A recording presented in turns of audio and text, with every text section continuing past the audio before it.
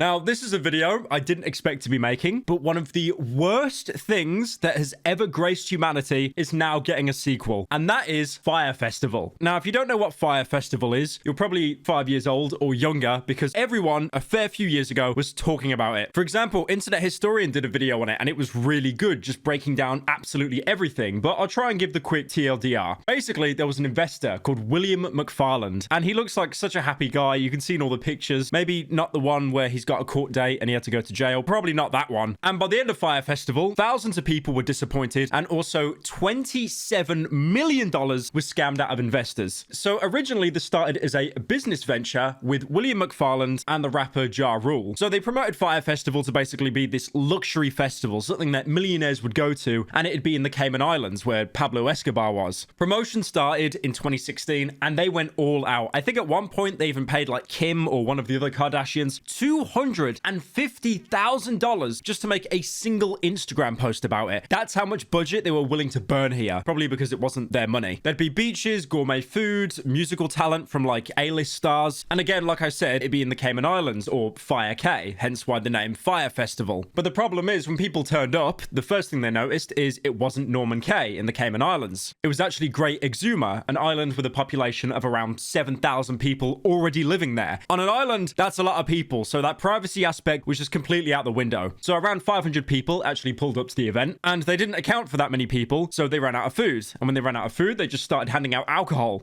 And also all of their luggage just started arriving in shipping containers. And don't even get me started on the accommodation these guys had. They looked like actual UNICEF relief tents. Also, pretty much all of the musical talent pulled out, or they basically weren't even asked in the first place. They just lied. So unsurprisingly, Billy McFarland and Ja Rule got sued for around $100 million. This was basically on behalf of everyone at Fyre Festival that went, and then they got scammed. A very common misconception about Fyre Festival is, Lamau, we're laughing at the rich that paid and they got scammed. But actually, the tickets were a lot more affordable than people would think. So while that class action lawsuit was going on, McFarland actually got arrested for something completely different, apparently selling fake tickets to Coachella and the Met Gala. And apparently he made around like $100,000 just by selling these fake tickets, because again, it's all the rich people that go to those events, and then they get like interviewed by Liza Koshy or Emma Chamberlain. So he was arrested for that, and he was finally charged with wire fraud. And then in March 2018, he pled to 2 counts of wire fraud, and this gave him the very, very light sentence of 6 years in federal prison. Now, the reason why you haven't heard much of McFarland is because he actually did serve that time, or most of it, because as you know the way jails work, if it's like good behavior, you'll usually get out early. So he served around 4 years, and in March 2022, he was released. He was a new man. And what do you think a reformed man would do? He has now announced tickets to a Fyre Festival 2.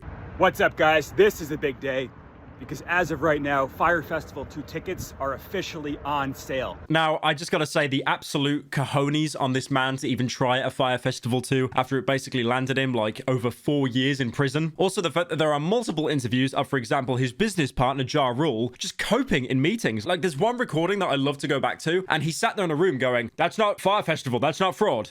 That's not fraud. That's false advertising. That's not fraud. That's not fraud. That is, I would call that false advertising." Like, they knew they were on their last legs. Like, honestly, they would be lucky to get away with this situation. But the fact that McFarlane wants to go straight back in and do a part 2, he genuinely must have a death wish. So he seems to have taken a different approach with this Fyre Festival. Firstly, he has announced it, but he has announced absolutely nothing about it. No dates, no locations, no upcoming artists at the festival. Probably the best thing to do, to be fair, because last time they announced the location, they lied. And when they announced a bunch of artists, none of them actually showed up. Again, I've already talked about how terrible the original Fyre Festival was, but like, for example, the workers had no walkie-talkies. They couldn't communicate with each other. There was no security. There wasn't enough bedding, so people were just like basically stealing tents from other people. There were like these lockers that you get when you go into like a public gym, like with the little key on. That was their only security, and people were just picking up the lockers and running away with all their belongings, because again, it was an island that already had a couple thousand people living on it. Now, obviously, after serving his time in prison, he actually had to pay back £23 million to investors, and because of that, he was given like early release. The thing is, though, he did this before. Back in May, he actually teased a Fire Festival 1.5, not a Fire Festival 2. Bro was giving away the DLC for the first one. I like to imagine that Fire Festival 1.5 is just like it's the same island, the same event, no talent whatsoever, but now you get a free sandwich every time you turn up. Only double the price. I'm not joking you when I say this. Apparently, he has planned all the internals of Fire Festival 2 while he was serving time in prison. This guy did like a 50-page document in prison planning out Fire Festival 2 like it's the Unabomber or something. So what I've actually found is the Fire Festival website where you can actually buy the tickets.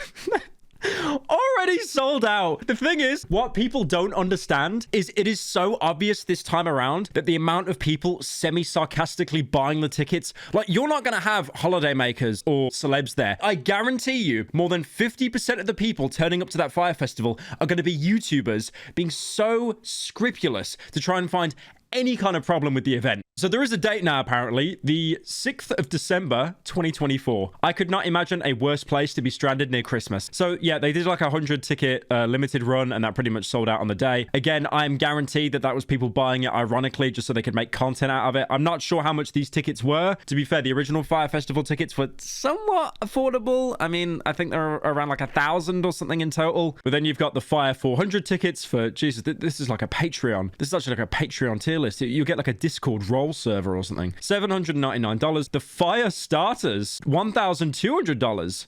Pre-sale tickets, $1,700. Pre-sale 2, $2,600. Pre-sale 3. So what it seems to be doing is, oh my God, the last tickets are $8,000 each. That is like a 800% markup from the original. So it seems like what they're doing is these tickets don't get you any more kind of exclusivity. It's not like if you go to a meet and greet, you pay for VIP and then you'll meet the celeb or something like that. It seems to be more just the less tickets there are, the more they go up in price, which is funny because this is something McFarland actually did. He resold tickets, fake tickets that basically got him put in prison. So the fact that he knows this business model and has not tried to deter away from it while serving time is just great. Your Fire Pass gets you 1 ticket to Fire Festival 2. Fire Festival 2 is targeted at the end of 2024 in the Caribbean. Why does it say the Caribbean?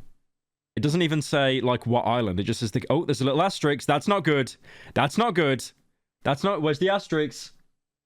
Where's the asterisk?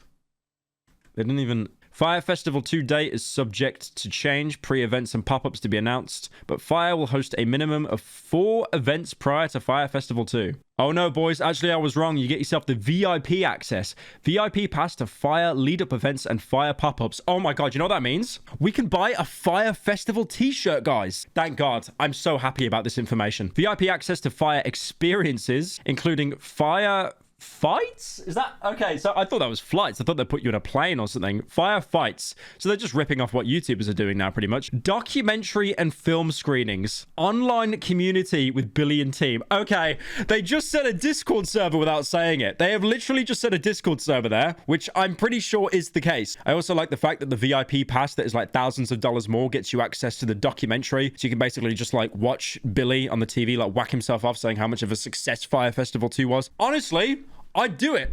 I'd do it. I would go to Fire Festival and happily make a video on it. But I know for a fact that hundreds or at least dozens of other YouTubers are going to have the exact same idea and do the exact same thing. And when everyone does it, it's going to be a little bit awkward. So, I don't know. 100,000 likes and I'll get a ticket to Fire Festival 2. There you go. I can't do much more than that.